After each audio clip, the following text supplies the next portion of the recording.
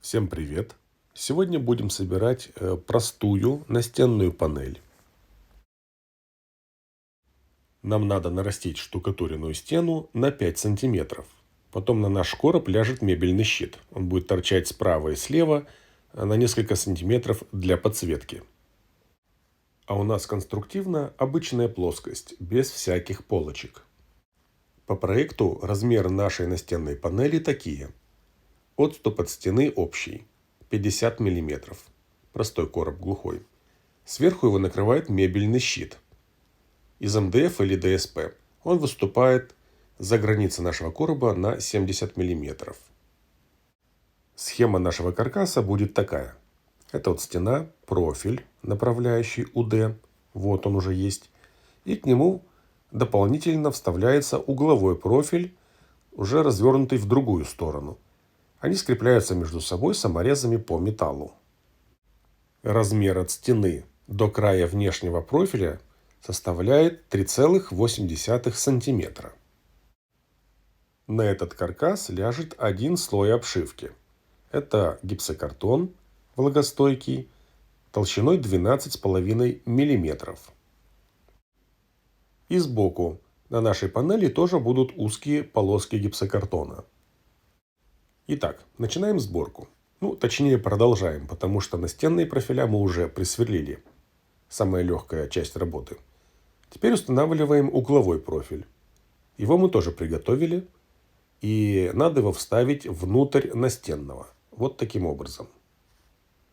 Так как штукатурка ровная, нам достаточно выставить угловой профиль под линейку на 38 мм от стены. Вертикальные угловые профиля мы закрепили на саморезах по металлу. С одной стороны и с другой. Теперь нужно сделать нижний и верхний периметры. Для этого мы выставляем осипостроитель по торцам профилей и рисуем линию на полу, на гипсокартоне и на потолке. После этого добавляем периметры, верхний и нижний. То есть по бетону присверливаемся, по гипсокартону прикручиваемся на 25-е саморезы. И на полу профиль будет стоять на закладных. Закладные будут крепиться в стену, а к ним профиль. Потому что пол сверлить нельзя. Сверху все готово.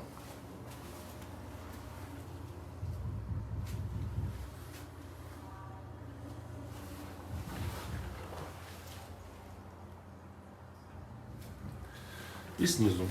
Сейчас присверлили закладные детали. Вот так они выглядят.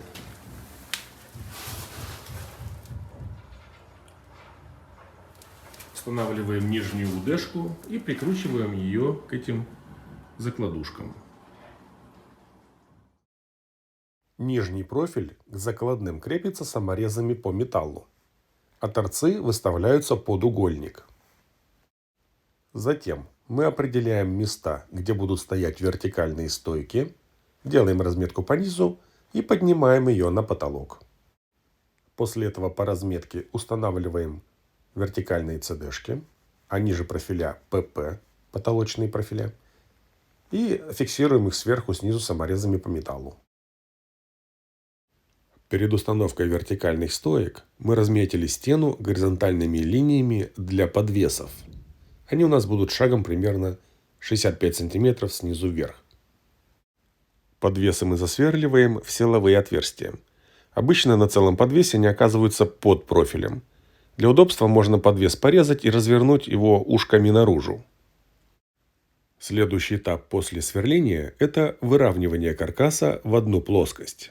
Для этого мы используем крепкую полиамидную нить.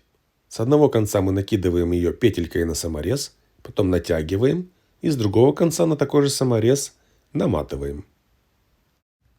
Понятно, что сама нить ничего выровнять не может, она просто дает визуальную плоскость. Поэтому надо все профиля от нее отодвинуть, так чтобы они ее не касались. Для этого достаточно нажать на профиль и вставить в отверстие подвеса 25-й саморезы.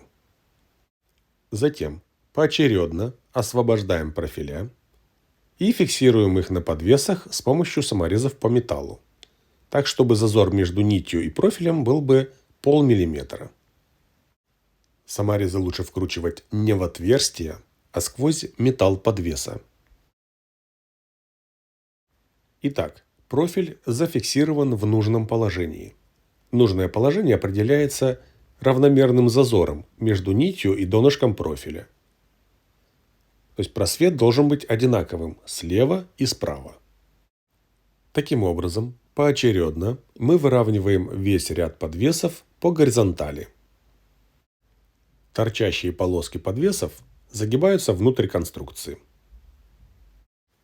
После выравнивания одного ряда нить переставляется на следующий ряд подвесов, и все повторяется. В принципе, почти готово. То есть профиля у нас стоят, мы их выровняли на подвесах, но еще можно добавить закладные детальки горизонтальные, чтобы удержать боковину от вот такого шевеления. То есть две перемычки вот такие, на равномерном расстоянии друг от друга по высоте, то есть справа и слева. Но после этого можно все зашивать гипсокартоном. Здесь у нас не будет горизонтальных перемычек под стыком, потому что вся эта поверхность накроется мебельным щитом. И в перемычках нет необходимости.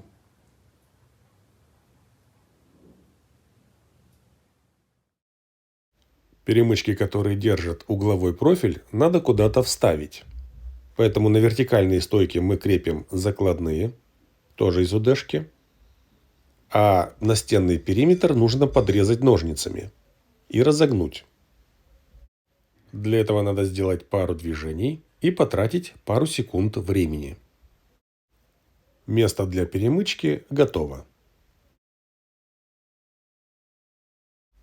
Закручивается перемычка в определенном порядке. Сначала в закладной, который стоит на вертикальной стойке, а угловой профиль выставляется под угольник, к базовой стене. А если стена неровная, для выставления вертикали лучше использовать лазерный уровень.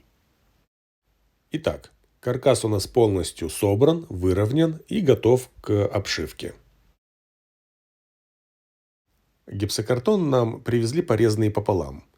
Но в принципе на такой конструкции наличие лишнего стыка вообще не имеет значения.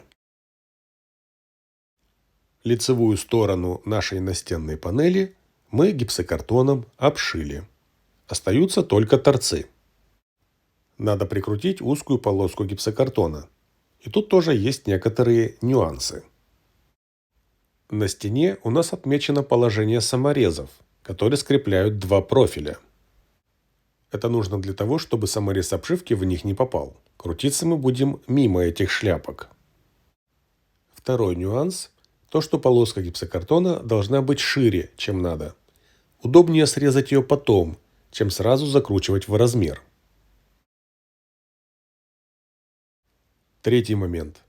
Когда вы закручиваете саморезы обшивки через два слоя металла, то их не надо вкручивать сразу до конца. Чтобы саморез под обшивкой не раздвинул профиля, надо вкрутить его до конусной шляпки, затем выкрутить обратно. При этом подбитой вы почувствуете характерные щелчки. После этого можно закручивать саморез обратно до конца, как положено. Только в этом случае саморез под обшивкой притянет два профиля вплотную, то есть без зазора между ними. При закручивании проверяем шляпки саморезов, чтобы они были утоплены относительно плоскости гипсокартона. Докручиваем кусок сверху и срезаем лишнее. Готово. Мы свою работу по гипсокартону закончили. Настенная панель собрана. Но теперь должно пройти немножко времени, потому что мебельный щит устанавливается далеко не сейчас. То есть тут еще будут делаться потолки, отделка, и после этого будет мебель. Сама панель не отделывается. только будут зашпаклеваны швы и саморезы. А это мебельная облицовка нашего гипсокартона. Похоже на картинку из интернета, но на самом деле это реальная вещь, и мы ее снимаем на видео. Щит МДФ как будто бы состоит из 3 огромных досок. И это очень грамотное дизайнерское решение. Намного лучше, чем попытаться сделать стыковку незаметной. Деревом закрыт не только фасад нашего гипса, но и внутренние узкие торцы. Именно по этой причине не было необходимости в малярных уголках и шпаклевке. Боковая подсветка панели сделана таким образом, чтобы вы не могли увидеть ленту, то есть чтобы она вам в глаза не отсвечивала. Для этого изнутри, в дереве, сделаны специальные пазы. В общем, в конце концов, все смотрится интересно и четко, как картинка из модного журнала про дизайн интерьера.